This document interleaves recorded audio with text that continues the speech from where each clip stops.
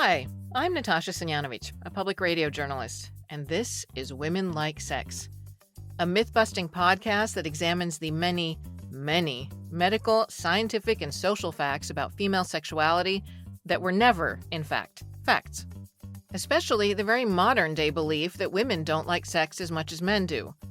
I'll be speaking with experts, educators, friends, comedians, and listeners of all ages, backgrounds, and parts of the globe to flip the scripts on myths and misconceptions that have long been dictated by not women. Together, we'll replace so much inaccurate messaging with healthier, smarter, factual facts and get the sex ed we wished we'd gotten. If the previous episode's topic of virginity was a huge social construct, this week's is even huger: gender. And like virginity, the ideas, roles, and expectations of gender are shaped by society and culture, not biology. We humans love to gender everything and twist ourselves into all kinds of gender knots, from jobs and language to inanimate objects, in ever-changing and arbitrary ways. Take the moon. In the languages I speak, it's masculine, Serbo-Croatian, feminine, Italian and Spanish, and essentially non-binary, like so much of the English language. As for jobs, well, if I held all the power, I would definitely call cooking and cleaning men's work. But speaking beyond me, there are various examples of the changing ways we gender work. For instance, brewing. Centuries ago in Europe, it was very much women's work. Today, we celebrate the few who make beer professionally as if they were the first to ever do it. The way we adorn ourselves by gender also shifts. For a long time, pink was a boy color because it was, quote, strong, and blue was girly. In the 20th century, clothes manufacturers switched that because they could. But colors do not care about the genitals of who's wearing them, nor does fabric. We used to call women in pants cross-dressers. Now it's men in skirts or dresses, unless they're in kilts, or are Kenyan Maasai men, or Catholic clergy, and so on. In makeup and heels? Males who wear them today may get called effeminate, or worse, but not long ago they were the accessories of kings, the most powerful men on the planet. Gender assignations change, but our views that they're somehow biological imperatives each time stay surprisingly deeply ingrained, and we can punish those who don't follow the rules of their time. Perhaps none more so than folks who change sex or gender. Like my dear friend, Professor Queerstrokes, who I'm so happy to have on during Pride Month. He's using a moniker he loves because anonymity is important when our trans peers are particularly under threat. The professor cut his teeth teaching in the Midwest before making his home on the East Coast 20 years ago. He calls himself a neurospicy pet dad to two lovely beasts and aims to foster authenticity wherever he can.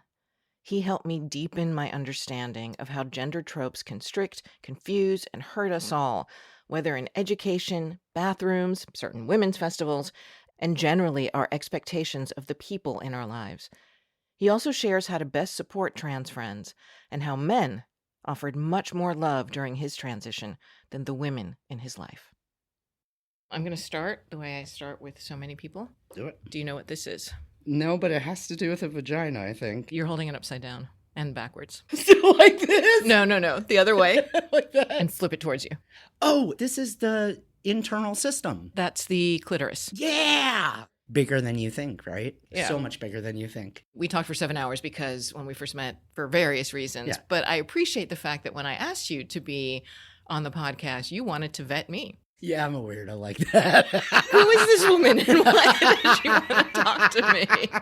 I keep saying that we should all be kneeling and learning at the altar of trans people because to be a walking, living sociologist, when I heard you say that you have received more love as a man from men than you did as a woman from women, it challenged my assumptions. And I thought, well, it's not like every woman I know is this maternal, empathetic, or even necessarily a nice person. And not every man I know is an asshole. Is an asshole or unempathetic. So I immediately wanted to talk about that. And also when I heard you say that as a female professor, students saw you as a maternal figure. And then as male, as more of a police figure. Correct. And that surprised me. So first and foremost, right, I feel that same surprise. That's the funny thing, right? Is Mm-hmm. like, I was with my wife. We were watching this documentary. It was like, I cut his penis off behind the headlines. It's Oh, the about bobbit? the bobbit, and it's about another more interesting case in many ways of like history of abuse. So, as we were watching this documentary, they interviewed a male victim of what they call penicide, which is hilarious. But anyway, and I turned to my wife and I said, "Do you feel the same sympathy for this male victim that you do this female victim?" And she said, "No, I don't."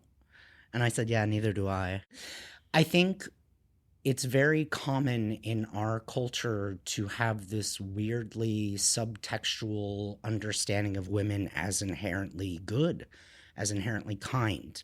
Professionally, I have been encouraged so many times, especially when I was female identified, to really approach students from this place of care, to approach students from this place of like protection, which of course makes total sense. But it's like turn the other cheek kind of stuff. And that scripture message, we shouldn't be using scripture for teaching. Mm-hmm. So that scripture, that idea of like women should just be okay with whatever happens to them, they should smooth everything over, Mm-hmm. right? Mm-hmm. It gets in teaching, it gets in interpersonal relationship, it gets everywhere, but it's not true, right? Mm-hmm. As you said, you know plenty of women who can be insensitive, right? Yeah.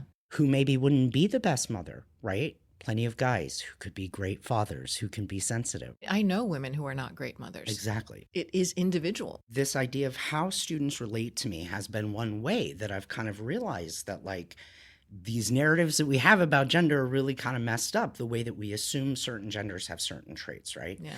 So when I started transitioning, I actually had more pushback. I had more questioning of my reality from the women in my life.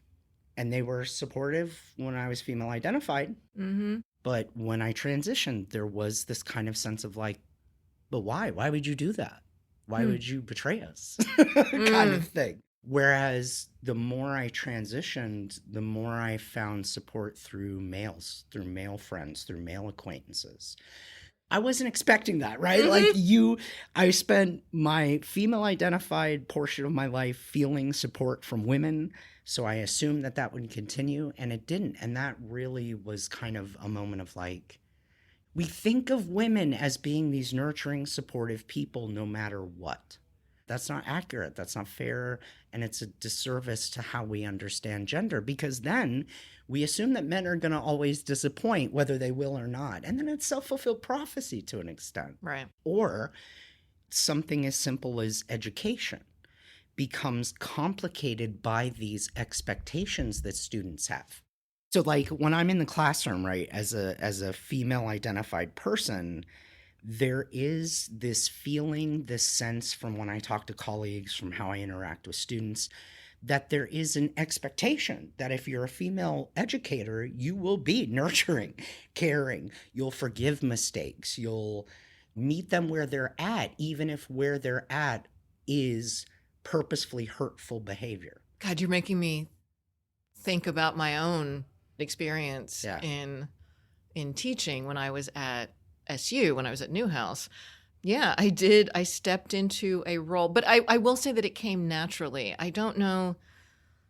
Maternal is a word that I have a hard time using on myself because I'm not a mother. Right. But I did have a nurturing approach, and I would actively speak out about that do or die macho bullshit, I think, Yeah. right? This macho attitude Yeah. that has governed news and newsrooms to the detriment, I think, of news and to public information, like to getting information out to the public.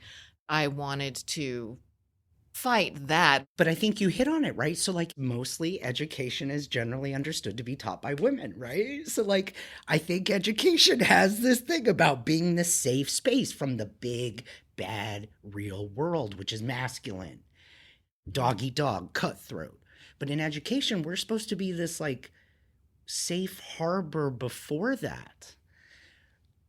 But like I'm concerned about the disservice that we create for students, the lessons in maturity that we are robbing them of when we continue to kind of treat their development and growth as young adults as children, which means perpetuating this idea that if you're working with a woman, she's going to be so generous about all the mistakes that you make. And if you take credit for her work, well, she'll just look the other way. That's such okay, bullshit. I didn't go that far, but I would hear from students that there was a mantra at Newhouse, at this journalism school, which is among the most prestigious in the country, that a story, it's better than good, it's done. And I would tell them, it's like, it is an incredibly fast-paced industry. But in the real world, you will be paid tens of thousands of dollars to hit deadlines. Yeah. You're now paying $80,000. Right, you are paying. Right. So, and I would tell them, I was like, let's be clear about this. You all kind of suck right now. Right. And this is hard. But my job is to make you try and be as good as possible before you're going to be fast. Because I've been doing my work for a long time. Right. You give me 2 hours to do a story, to get it on air, I can do a good story. That's after you give years. You give me 2 days. Right. Even at this point in my career, it will be a much better story. You give me 2 weeks, you give me 2 months, like each one will be exponentially better. Yeah. Right. Award. So I tried to, like, you're really making me think of my approach. I tried to create this balance of, I am going to give you more space to make mistakes because you're not good. Not because, like, oh, you're just so wonderful. Like, you guys are so wonderful and you're doing the best you can. It's like, no. A student came to me almost crying and he'd been sick for a while and saying, I'm so sorry, Prof. Like, I can't turn in the assignment tomorrow. Can you give me another day? I was like, take another week. Yeah. He'd been sick for a long time. Right. And then I would start having conversations with students. Like, after that, if you need more time, just let me know. Yeah. If you are chronically the person who is turning stuff in late, or chronically the person who can't be counted on in a newsroom, in any workplace, you're the asshole of the situation, Exactly. right? Exactly. And I was like, but none of you are here in this really competitive program because you don't know how to hit deadlines. That philosophy towards your students, it has always been framed to me as a very feminist, female approach to teaching. But why? Right. Why does that have to be female? Like, why can't college, regardless of the gender of the professor, be a space where we allow for some of that guided practice?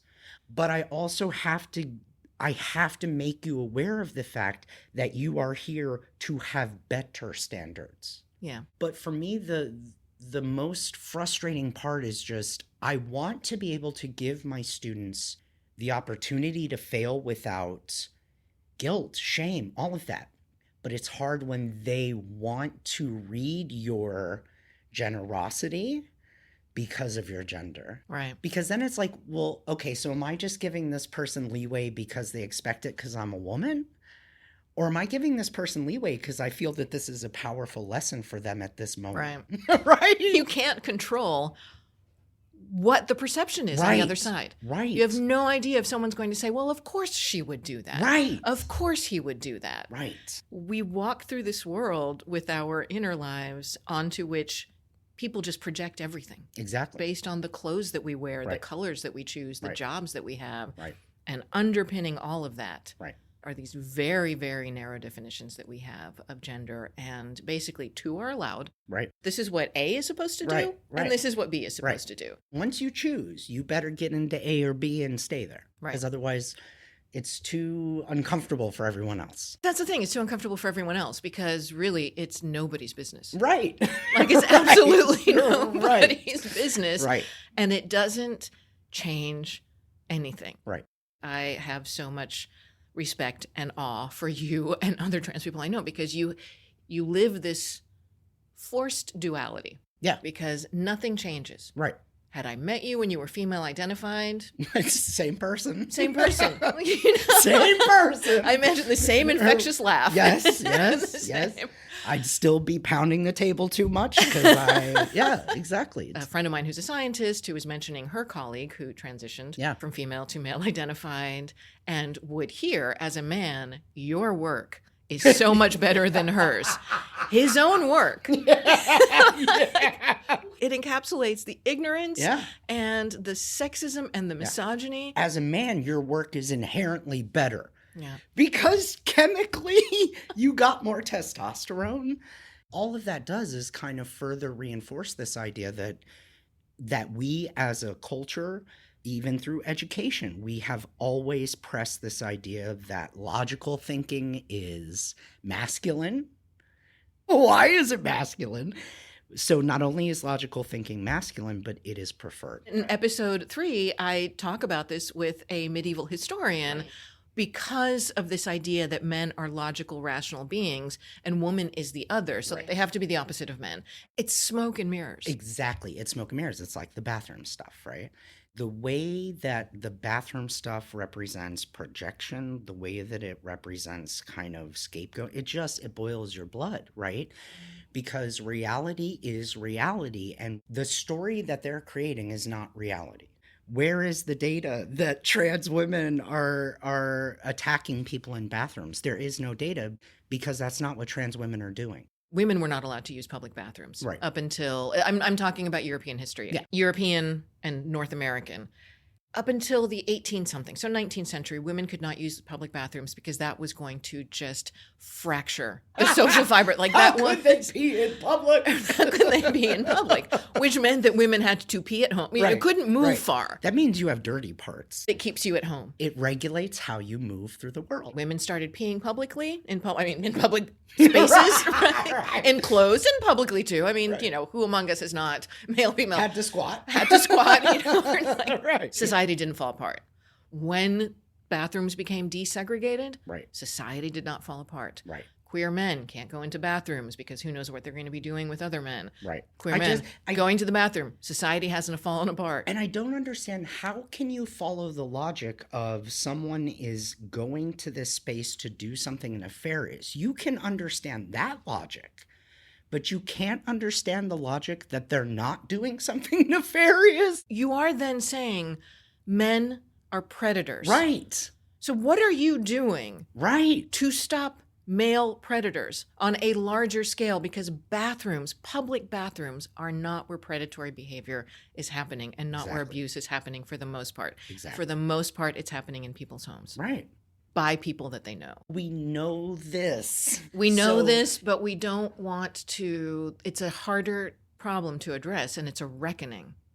And I keep telling people, I've been called a niche reporter for reporting on gender violence, and I have to keep pointing out to people, I cover the most prevalent violent crimes on the planet. Yeah, what are you Bar talking none, about? Exponentially more so than any shootings and stabbings you hear in the news. Right. So if you assigned reporters proportionally to the actual crimes, all we should be hearing about is sex-based violence. If newsrooms assign that, then you would have almost nothing but domestic and sexual violence reporters. Because that's the reality. Yeah. That's the data, right?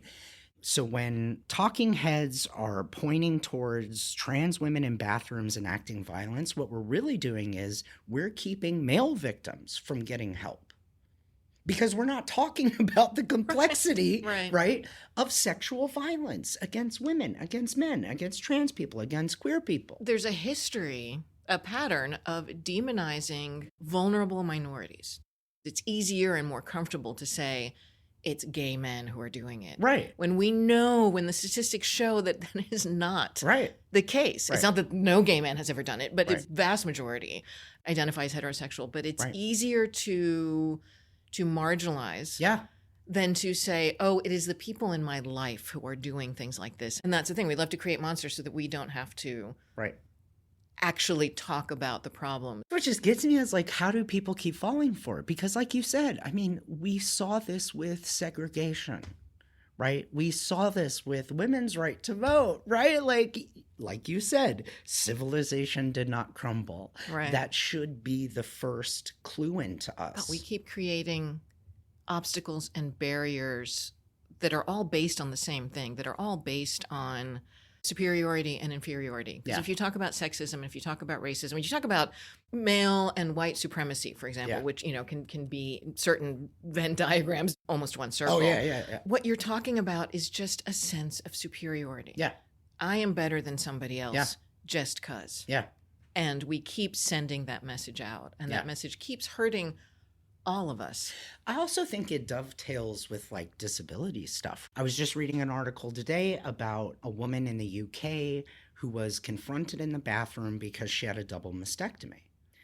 why are we upset about that? Because we don't love the idea of women without breasts, right? Like, what is the purpose of a woman if she doesn't have breasts? She doesn't have boobs, and why is she even? Why is yeah. she even there, right? And Right. so that becomes the effect of this false story. And again, maybe it gives us 5 seconds of relief to not have to confront the reality of this pain. But what you're doing is shoving more pain on people who already have enough, Yeah. right?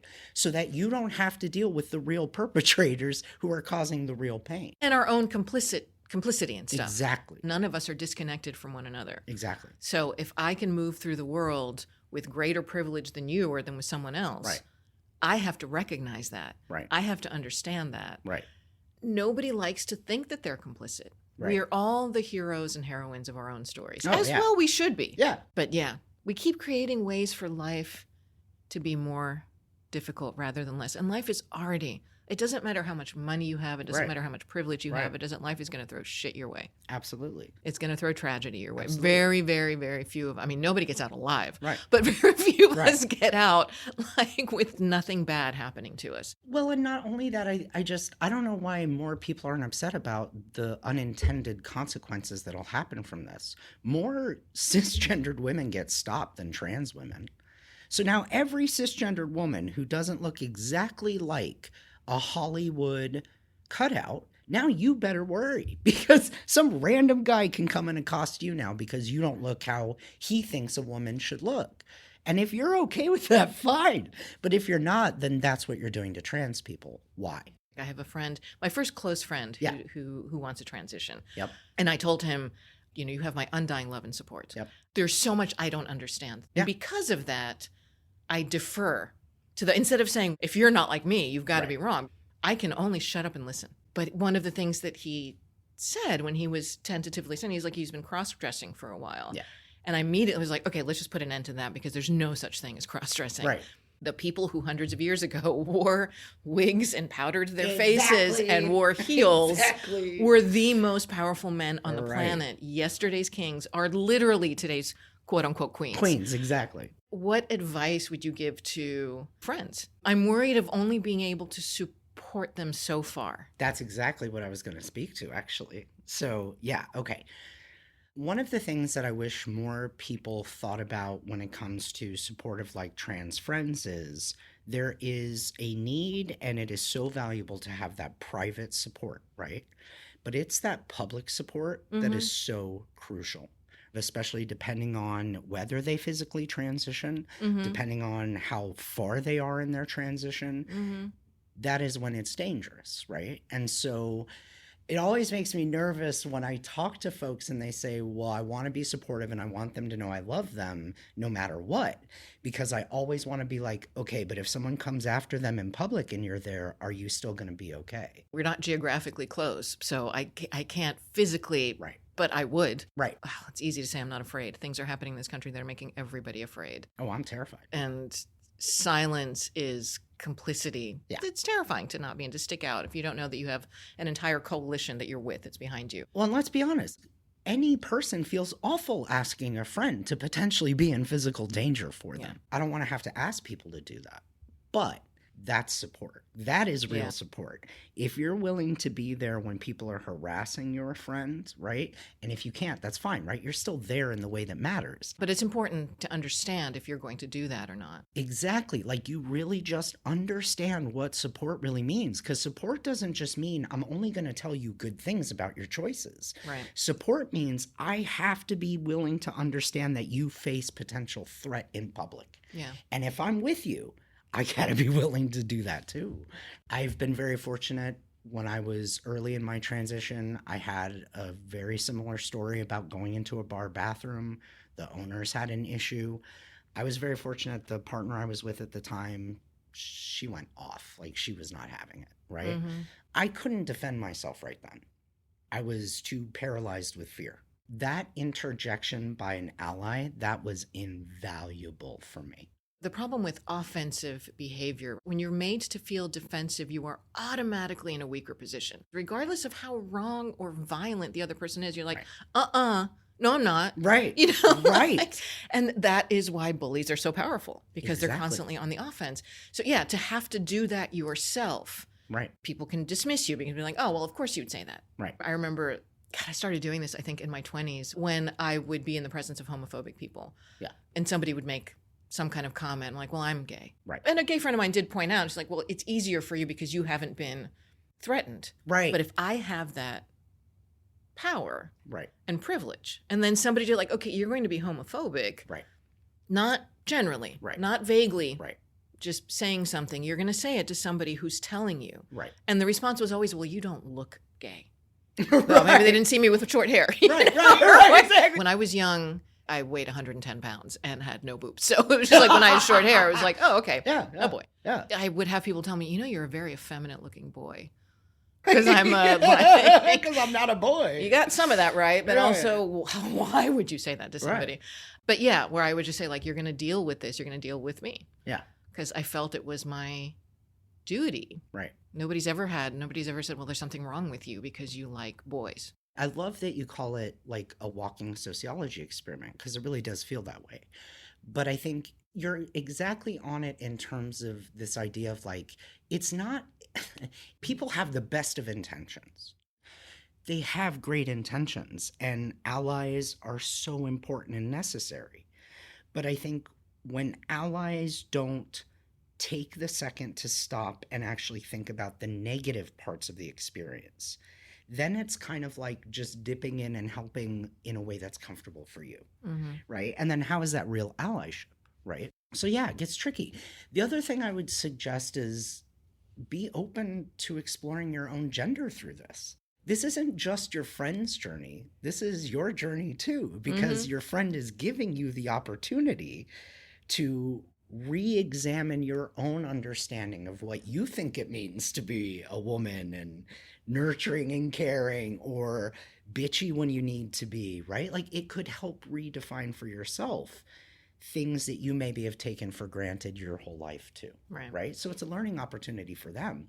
But if you're paying attention, it's a learning opportunity for everyone. As well, it should be. The first time I had read, it was a long Rolling Stone article about a family, very conservative family, who had a 5-year-old boy. Yeah. Before having to go to preschool or kindergarten, just loved having long hair and dresses, just dressed that way. And then when he started school, they were like, all right, cut your hair, you got to put jeans on. And here was this mother who was like, I saw my child wilt before my eyes. Yeah. I absolutely saw that was the first time where it drove home how profoundly deep I needed to go. Yeah. Right? To understand this. And stepping back and shutting up and deferring. Right. Because at 5, there's no, I want to experiment with things. Right? At 5, you don't have those words. You don't have those thoughts. I have a friend who has, I don't know if her son has transitioned yet. And she also told him, she said, I'm not, I also don't have a lot of money. She said, I don't want to spend money on the transition until I'm sure that you are sure. I don't even know how parents navigate it. And I'm a trans person. There are things when I told my parents what I was going to do and be at 13 and 15 and 16. That were so far off from reality. That were so far off from reality.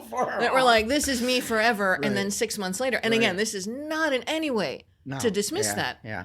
But the fact that it is now more of an option than it's ever been. Yeah. Right? And that we can talk about it. And it's dwindling. The resources are dwindling. Exactly. The programs are dwindling. Right. But it's also, at the same time, the best, most open time, at least in modern history. Talk about it, yeah.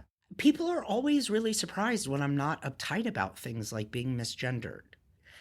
I really do understand that, like, if you know someone a certain way and they tell you that they are a different way, that is a mind fuck like that, right?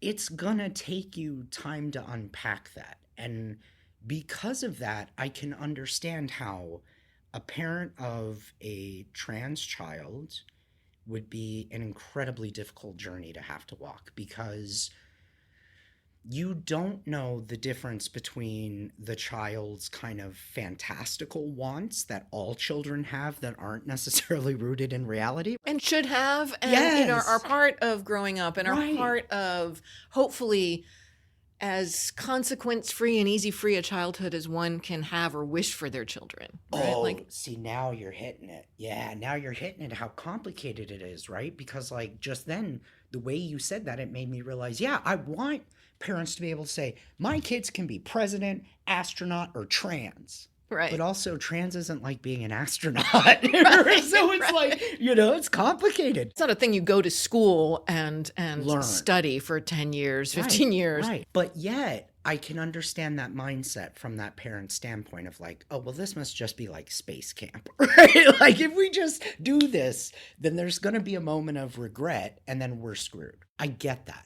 And I don't know how parents of trans kids do it. Walking through the world It's complicated. is complicated, and figuring our identities out, parsing out what is me, Yeah. because that me will change. Right. And that me is different with different people. And it's been influenced by environment, right? It's not Completely. even solely me. Like, Completely. Right. And I mean, the me that would have been me Right. if we had not left Yugoslavia when I was 5 years Right. old, 4 years old, Right. is different. Whole different Same universe. parents, I mean, my parents split up. Would they have stayed? Would they have split up sooner or Right. later? Who knows? Like, my schooling, well, I would have been much more educated.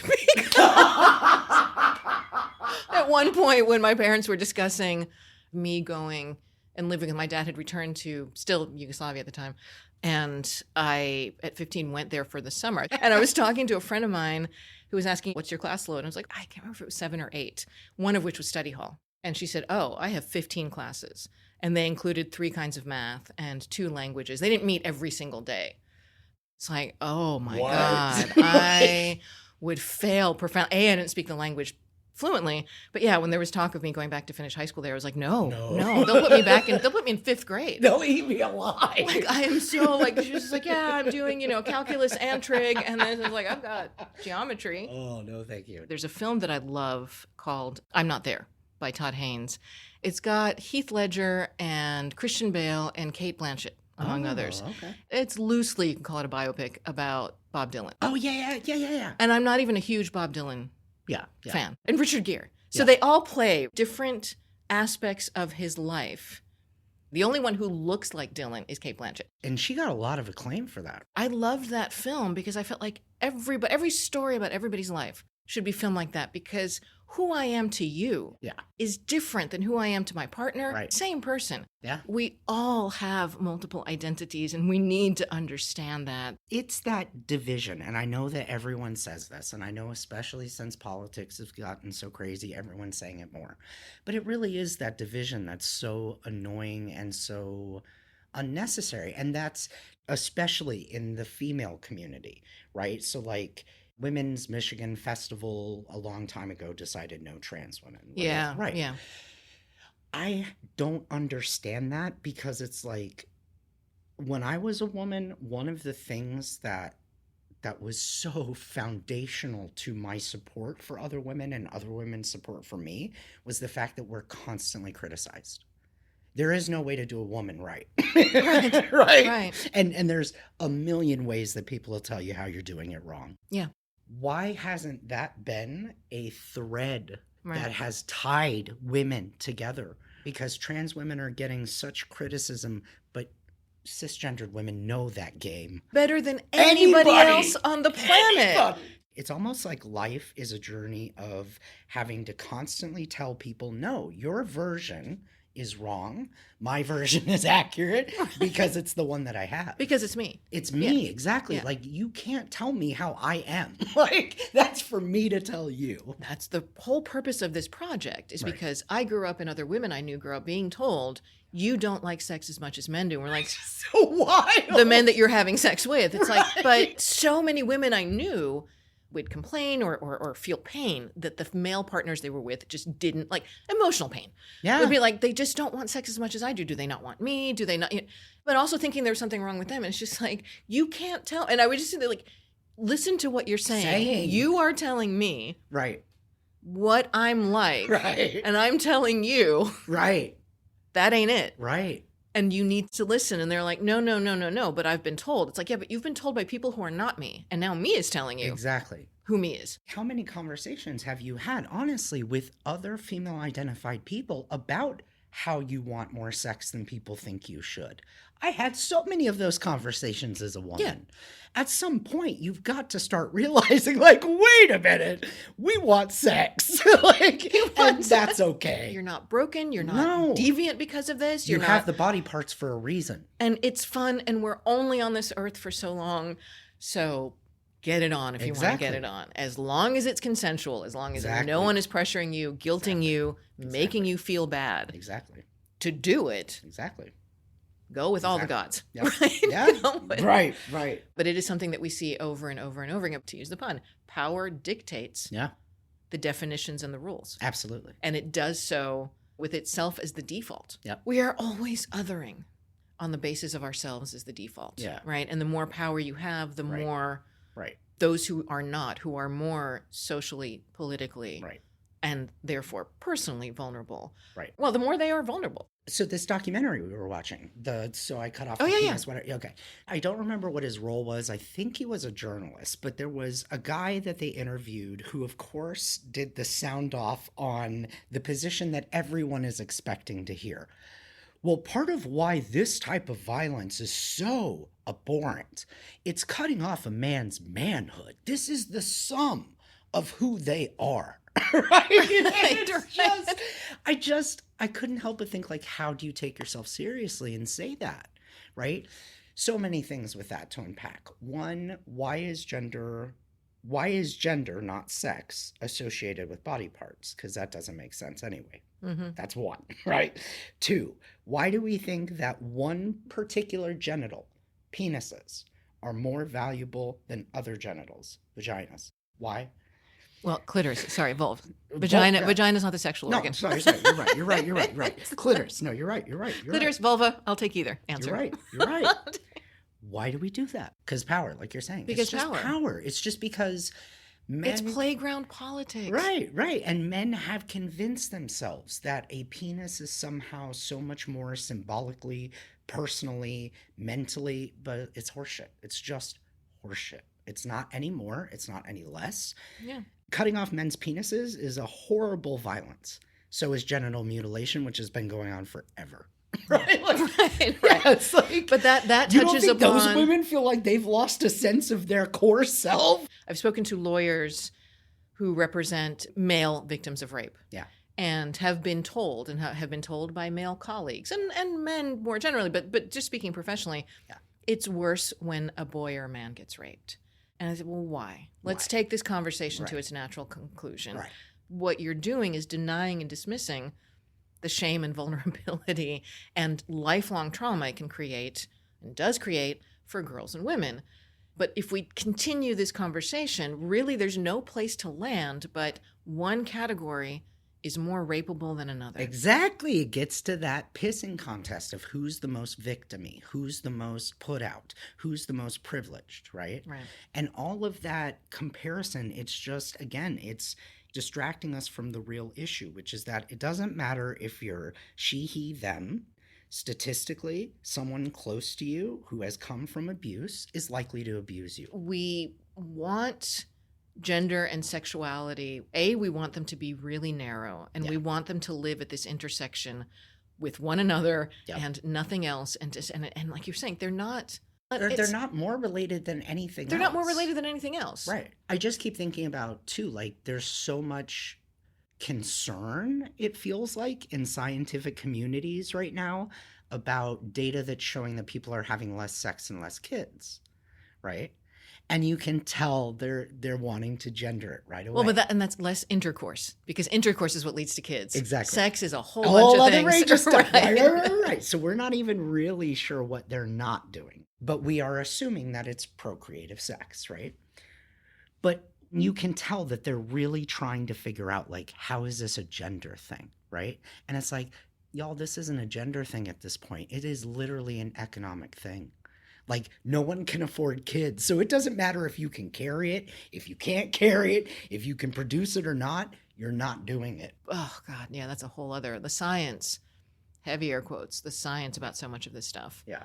is wrong. Yeah, I mean, scientific studies have excluded women as control groups for so long. Until recently. Yeah, yeah. And even still, who's to say And even that they're still- not still, Right. right? Because, like... And they've begun. That doesn't mean that every single Right. study. Right, that means someone's Which, getting again, credit because for doing it. The default is women have these pesky hormones that Right. get in the way. Right. So we can't... It's Right. like the male hormones, those are just default. Those aren't really hormones. That's just the way things are. It's another example of that parsing out and difference for no reason. You have testosterone in your body right now. Yeah.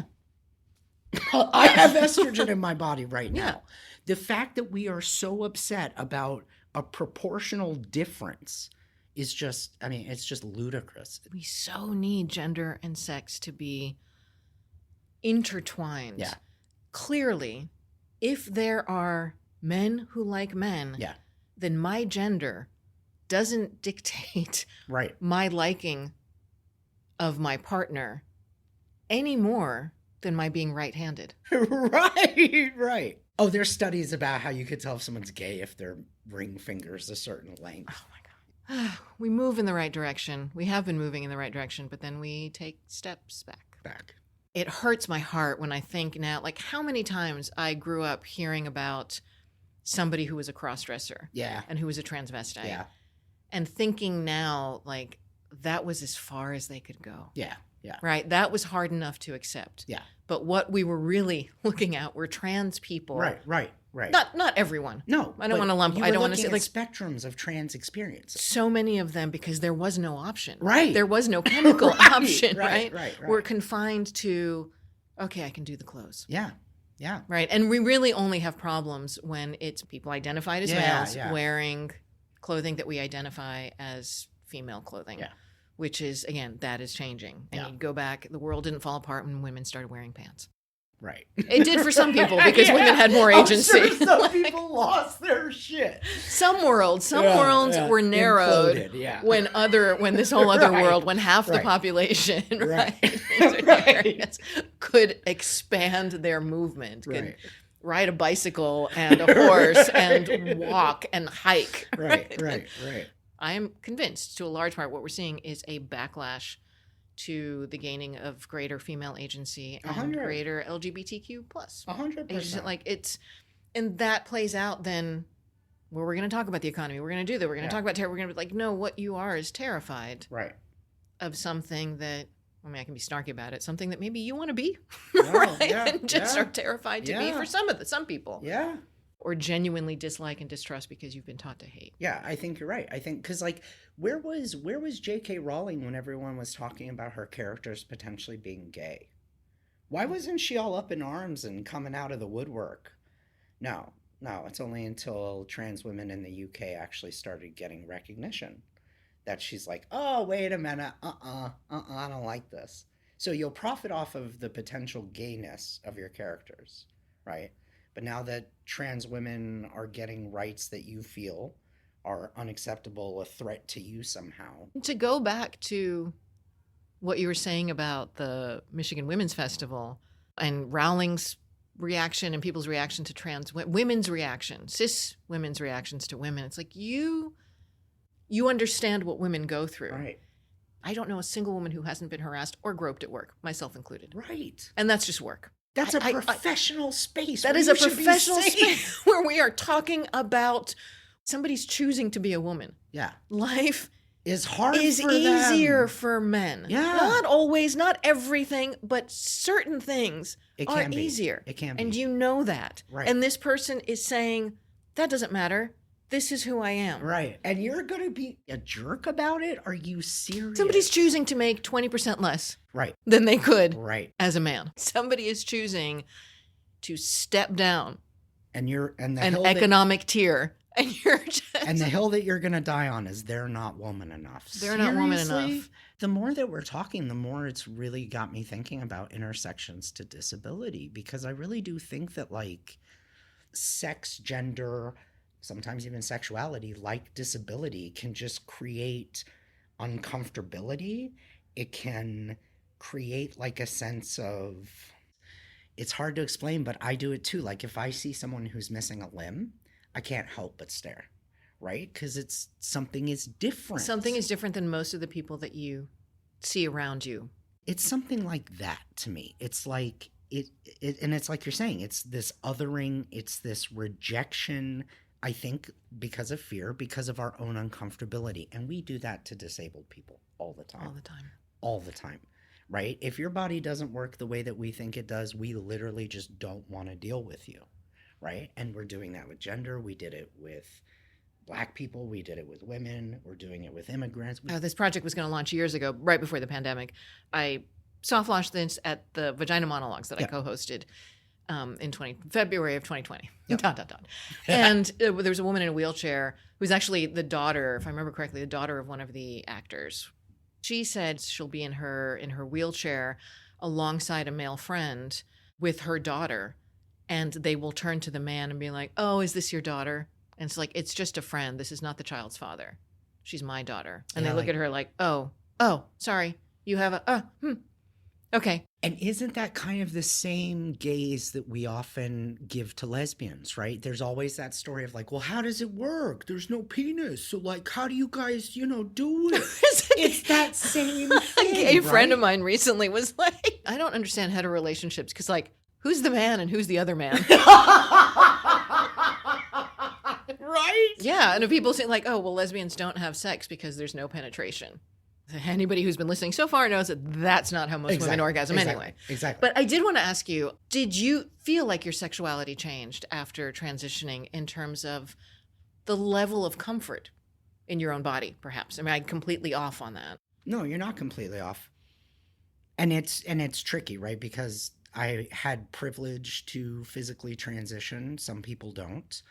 And I personally feel like it would have been a kind of hell if I wouldn't have been able to transition. So yeah, it's tricky because it's like, for me, the physical transition did help me feel more accurate in my sexuality. I don't like saying that if I hadn't been able to physically transition, I wouldn't have, but I do feel like that gave me some confidence that I don't think I would have had without it. But I think like I've always been more of the top, regardless. It didn't matter who I was with. I'm just always I just have more top energy, I guess. So like stuff like that didn't change. Like my preference for who's in control in a situation didn't change. But certainly my sense of my sexuality solidified. That makes sense. So tell me about control. So a lot of my sexuality has been through the lens of power, I think. And I, for whatever reason, have just gravitated towards female partners who tend to want to be less in control. Mm-hmm. When I think about that question, it's interesting because it's like, I could argue that at 18, I was already a dude in the way, right, that I approach sex. The way that we think about sex, right? The way that we're taught that sex is. Exactly. But not only that, just the natural engagement and chemistry with my partners always led that way. That's just who I am. It's not because of transitioning. It's not. Right. It's just, even if I didn't have the body I have exactly now, I would still be working with it as if I did. My inability physically to understand transitioning, needing to transition is the same as my inability to physically understand being a woman who wants to be controlled. I swear to God, which is not, I don't want control. I need it to be even. Right. It has to be equitable. Yeah. I don't like a man regardless, right? If it's somebody who wants total control, nope. If it's somebody who wants to be controlled, nope. Yep. Like, that's just not sexy to me. That's the wonderfulness of the human experience, right? Yeah. Like, you cannot pinpoint exactly, I don't think, why you are exactly how you are. It's so much stuff has gone into it. Especially with sexuality, because it's not like, I don't like baseball, but like my love of baseball is because my dad would throw me baseballs, right? And we would, God, see how I gendered that. Or my mom. Right. And my mom loved throwing baseballs, and my mom loved playing baseball with me. Right. It's not that. My sexuality, I mean, we barely talk about it in families, right? With our parents or parents with kids. Right. But they're messages that we all get, but it doesn't develop with like acute, intense input from your parents. Oh, no. But did you ever as a kid go hunting for signs of your parents' gender and sexuality in ways that they weren't giving you? No. Oh, okay. When I was a kid, this is awful. When I was a kid, I would go through my parents' drawers. And so I found... Oh, you mean like they're like of them having sexy time? Yeah. Okay, no, yes, that I thought you meant of like their sexual orientation, looking for signs if my mother was maybe a lesbian or if my dad was gay. No, just signs about their sexuality and gender as humans. Yeah. But it's not as if it doesn't reinforce things that you're not aware of, too. Right. In my discoveries, I certainly learned that my parents that they had sex, which I never thought of before, right? But it was also this sense of like how my dad was maybe more of an aggressive type, how my mother was maybe more, I don't know, into X, Y, or Z. It's an education, and I'm glad I had that education, but it is kind of apart from their control. So that's interesting. It could go either way. You know I mean, I had talks from them and with them, but yeah, and I do remember when I was 7, I found this little blue plastic oval receptacle. And I asked my mom said, ask your dad. And my dad, even though they're pretty open about things, but my dad was like, ask your mom. And and that was the end of that conversation. Yeah. Cut to, I'm 16 years old. I'm on a secret vacation with my then boyfriend, my first boyfriend. And he told his parents he was staying it was when we lived in Blacksburg, Virginia. He was staying with a friend. I told my parents I was staying with friends, and we drove to Virginia Beach. We got a hotel room, and we're like, I'm sure we said like Mr. and Mrs. Smith or something. Yeah. He pulls out these sheepskin condoms. And I was like, oh my God. Oh my God. Like fancy, because we were on a fancy trip, right? So it's just like, oh my God, you have solved. That's right. The mystery. A 10-year-old riddle. It's wild. Like that the Sphinx gave me. It's like, wild. Yeah. I mean, because it really is like that, though. It's like, it's literally just a life of buffet picking, you know? And who's to say if the beef is going to be the thing that, you know, like, versus the pork? I mean, who or knows? the sushi. Right. So I have a group of female friends in high school, and still have. I mean, we're all still, you know, we every once in a while talk to one another. Last night I talked to the scientist. So this group of 5, 6 female friends, and two of us were saying, you know, I have no desire to say that my sexuality is fixed. It hasn't happened yet. If I meet a woman I'm attracted to, I'm not going to say no. Right. Love is love. Right? Attraction's attraction. Attraction's attraction. And love especially is love. Yeah. You know, at the time, this was first year of college, I think, at that point. Cut to 10 years later. And I meet up with one of the friends in New York City, and we were talking. I was like, you know, I'm just curious because, like, I never have been with a woman. Yeah. So have you? Yeah. I've just never physical attraction, but only to a certain point. Yep. And I was being like, no, I don't want to go further. Yep. Really don't want to touch somebody's vulva. Yep. Like, and I have to respect that thing. And I would have friends who be like, no, but if you get over that, I'm like, if I don't want to touch somebody's penis, you wouldn't tell me to get over it. Get over it. And she was like, long story short, she was like, no, it's never happened. I'm like, you know, it's interesting because the other 3 or 4 friends who were there, 3, I think, were just like, no, never, boys, all the way. They had even long-term relationships with women. And one, I believe, at the time was in a long-term relationship with a woman still. It's just interesting. Even then, it's this idea of like, no, I am going to be this one thing. Yeah. And I think because I just wanted to be, it's like so open to the world. Yeah. And we talked about it. I was like, I feel like a letdown just being straight. I wanted to be the best ally possible by being bi. But I think that's one of the myths is that so many people are straight. I don't think a lot of people are actually straight. I think a lot of people are open. I think a lot of people are just not closed off. Not naturally closed off. But then maybe force themselves to be closed off. Right. Although I did have a theory when I was living in Seattle, had a lot of gay friends in Seattle. It was impossible not to. It was just Seattle. It's and talking to one of them who was from a small town, very small rural town in the Midwest. And I said, you know, I believe that we are all born bisexual. Yeah.